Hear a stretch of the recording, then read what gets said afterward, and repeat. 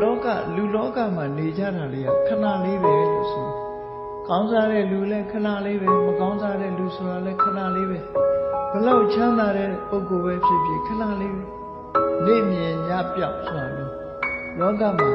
ပျက်စီးဆုံးရှုံးမှုဟာအလွန်နှင်းမြန်တယ်တက်တန်းတွေကလည်းအလွန်တိုးတယ်ဒါကြောင့်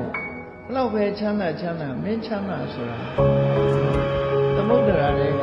တက်လာတဲ့ချိန်လေးမှာရေပေါင်လေးကြလို့ပွက်ခနဲ့ထားလာတဲ့ရေပွက်ကလေးလိုလူလေးပါတဲ့ခဏသိချစဉ်းစားကြည့်ရင်လည်းလူ့ဘဝခဏလေးပဲ